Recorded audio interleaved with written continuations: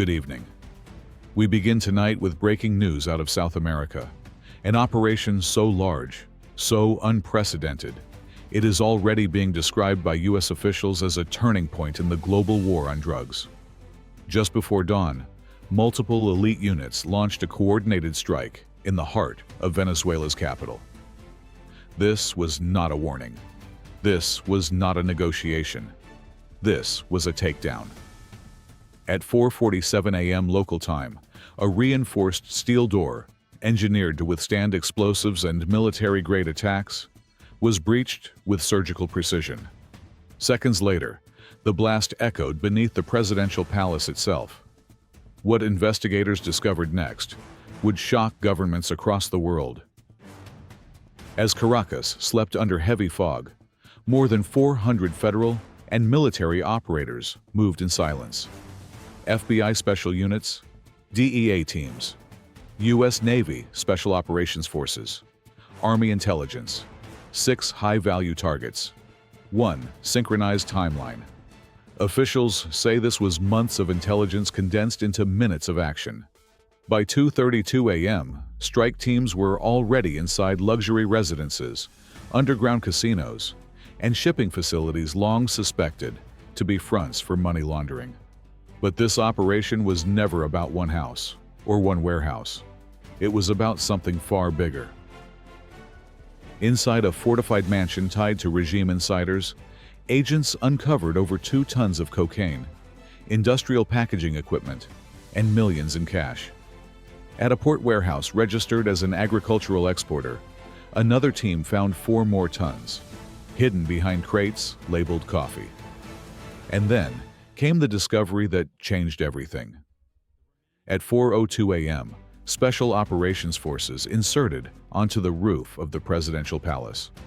Within minutes, guards were neutralized, the building secured. But intelligence had pointed to something else. Hidden below the palace, out of sight, out of reach, a structure investigators had long believed was impossible: a bunker. When the final blast door was breached, agents stepped into what one official later described as a cocaine fortress. Floor to ceiling, industrial shelving, thousands of tightly wrapped bricks, 15 metric tons of cocaine, the largest single seizure ever recorded in Latin America. At U.S. street value, hundreds of millions of dollars.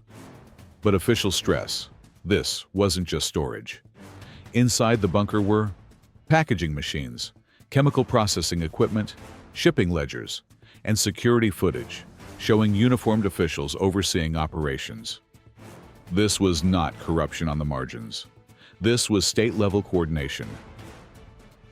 What investigators uncovered beneath the presidential palace was not just evidence of corruption. It was proof of intent. According to senior officials briefed on the operation, the documents, digital records, and physical evidence recovered from the underground bunker paint a single, unmistakable picture. This was not a government that failed to stop drug trafficking. This was a government that ran it. For years, analysts had debated whether Venezuela's leadership had merely turned a blind eye to cartel activity, or whether certain officials were quietly profiting behind closed doors. That debate is now over.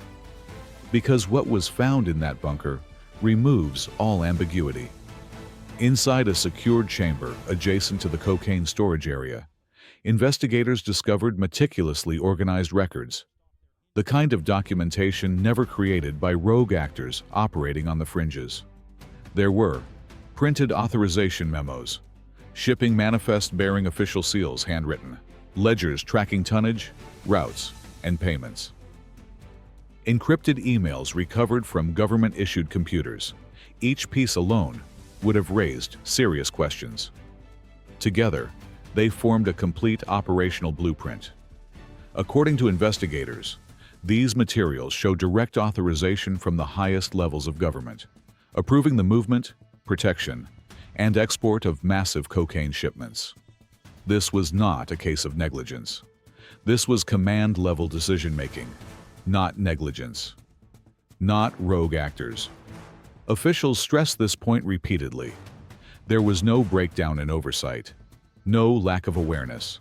No plausible deniability. The documents reveal active coordination, with instructions flowing downward through military, intelligence, and law enforcement channels. Orders were issued. Routes were cleared. Ports were secured. Inspections were waived. Every step required authority, and that authority was granted. According to the investigation, the state's infrastructure was systematically repurposed to serve one function: moving cocaine at industrial scale. Military-controlled ports became export hubs. Customs agencies became blind checkpoints. Naval patrol schedules were adjusted to avoid interdictions. Airspace permissions were quietly granted to unscheduled flights. Investigators say the government didn't merely allow the cartels to operate, it absorbed them. Cartel logistics were merged with state logistics. Smuggling routes were integrated into national transport networks. Drug profits were folded into parallel financial systems controlled by regime insiders. In effect, the state itself became the cartel's backbone. Officials familiar with the financial analysis say the numbers uncovered are staggering. According to ledgers recovered from the bunker, shipments ranged from 50 kilograms to over 500 kilograms per movement, often dispatched multiple times per week. When analysts aggregated the data, the conclusion was unavoidable. At its peak, the network was moving hundreds of tons of cocaine every year. Not over a decade. Not over several administrations. Every single year. This volume required dozens of production labs, thousands of acres of cultivation, maritime fleets and air corridors, corrupt officials across multiple countries. No criminal organization can sustain that alone. Only a state can. As the night turned into morning, raids expanded. Ports, convoys, smuggling tunnels across Venezuela and beyond. By midday, over 27 tons seized, more than 100 arrests, dozens of corrupt officials detained, and intelligence now confirms the network stretched into Central America, the Caribbean, Europe, and the United States. Officials say this operation didn't just dismantle a cartel, it collapsed an entire criminal government structure. For years, silence allowed it to grow. Silence from officials, silence from institutions, silence from fear. Tonight, that silence is broken. Investigators say the bunker beneath the palace wasn't just a hiding place. It was a symbol, a reminder of what happens when power, money, and silence converge, and a warning to any regime that believes it is untouchable. Because as this operation has proven, no palace is deep enough, no bunker is hidden enough, and no empire built on crime survives the truth. This is a developing story. We will continue to bring you updates as more details emerge. Stay with us.